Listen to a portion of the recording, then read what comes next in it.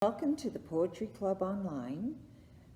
This month is September and it's back to school, it's harvest time.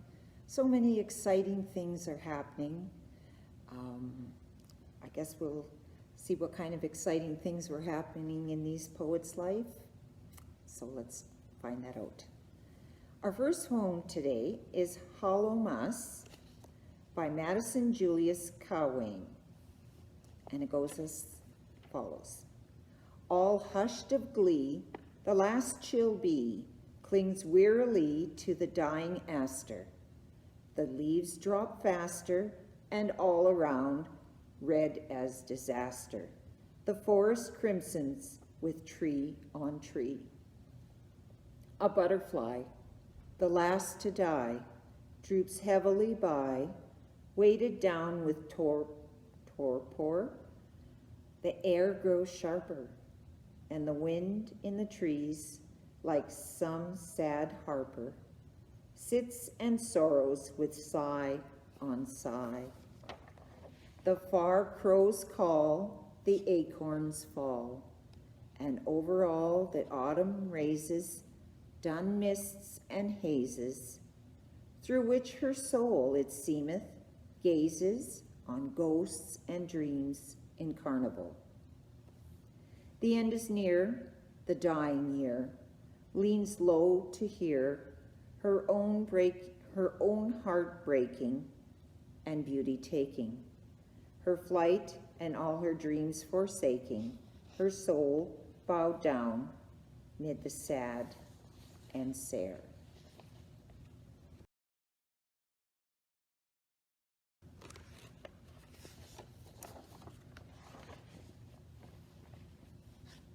Kind of sad, but sometimes autumn can feel that way. All right, and here's another one by An Autumn Reverie by Ella Wheeler Wilcox, and she lived from 1850 to 1919. Through all the weary hot midsummer time, my heart has struggled with its awful grief, and I have waited for these autumn days, thinking the cooling winds would bring relief.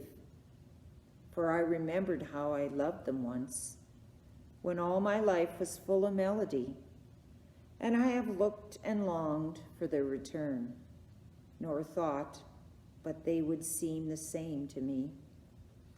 The fiery summer burned itself away, and from the hills the golden autumn time looks down and smiles. The fields are tinged with brown. The birds are talking of another clime. The forest trees are dyed in gorgeous hues, and weary ones have sought an earthy tomb. But still the pain tugs fiercely at my heart, and still my life is wrapped in awful gloom. The winds I thought would cool my fevered brow are bleak and dreary, and they bear no balm. The sounds I thought would soothe my throbbing brain are grating discords, and they cannot calm this inward tempest. Still it rages on. My soul is lost or tossed upon a troubled sea. I find no pleasure in the olden joys. The autumn is not as it used to be.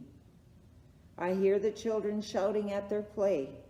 Their hearts are happy and they know not pain. To them the day brings sunlight and no shade. And yet I would not be a child again, for surely as the night succeeds the day, so surely will their mirth turn into tears. And I would not return to happy hours if I must live again these weary years. I would walk on and leave it all behind. Will walk on, and when my feet grow sore, the boatman waits, his sails are all unfurled. He waits to row me to a fairer shore. My tired limbs shall rest on beds of down. My tears shall all be wiped by Jesus' hand. My soul shall know the peace it long hath sought, a peace too wonderful to understand.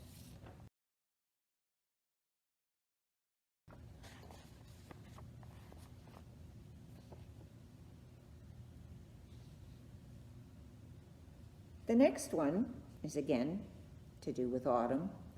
I guess September really reminds you that autumn is here.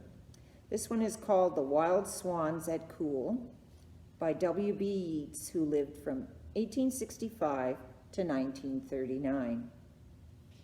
The trees are in their autumn beauty, the woodland paths are dry. Under the October twilight, this water mirrors a still sky. Upon the brimming water, among the stones, are 59 swans. The 19th autumn has come upon me, since I first made my count.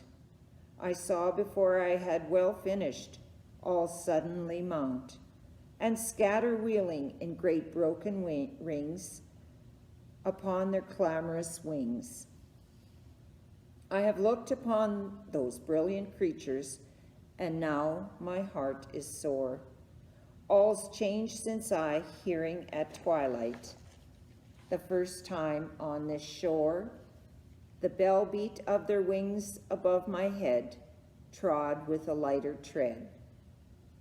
Unwearied still, lover by lover, they paddle into the cold, companionable streams or climb the air. Their hearts have not grown old. Passion or conquest, wander where they will, attend upon them still. But now they drift on the still water, mysterious, beautiful.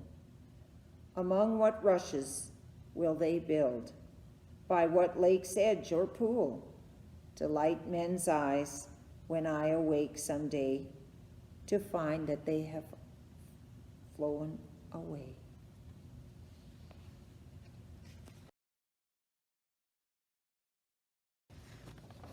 I'm hoping the next one's a little happier. That one's really thought-provoking, that's for sure. Okay, maybe not so happy. This one is called Work Gangs, and it's by Carl Sandburg, and he lived from 1878 to 1967. Boxcars run by a mile long, and I wonder what they say to each other. When they stop a mile long on a side track, maybe their chatter goes, I came from Fargo with a load of wheat up to the danger line. I came from Omaha with a load of shorthorns, and they splintered my boards. I came from Detroit, heavy with a load of livers. I carried apples from the Hood River last year, and this year, bunches of bananas from Florida. They look for me with watermelons from Mississippi next year. Hammers and shovels of work gangs sleep in shop corners when the dark stars come on the sky and the night watchmen walk and look. Then the hammer heads talk to the handles, then the scoops of the shovels talk. How the day's work nicked and trimmed them, how they swung and lifted all day, how the hands of the work gangs smelled of hope. In the night of the dark stars, when the curve of the sky is a work gang handle, in the night on the mile-long side tracks. In the night where the hammers and shovels sleep in corners, the night watchmen stuff their pipes with dreams, and sometimes they doze and don't care for nothing, and sometimes they search their head for meanings, stories, stars. The stuff of it runs like this. A long way we come, a long way to go, long rests and long deep sniffs for our lungs on the way. Sleep is a belonging of all, even if all songs are old songs, and the singing heart is snuffed out like a switchman's lantern with the oil gone. Even if we forget our names and houses in the finish, the secret of sleep is left us. Sleep belongs to all. Sleep is the first and last and best of all. People singing, people with song mouths connecting with song hearts, people who must sing or die, people whose song hearts break if there is no song mouth. These are my people.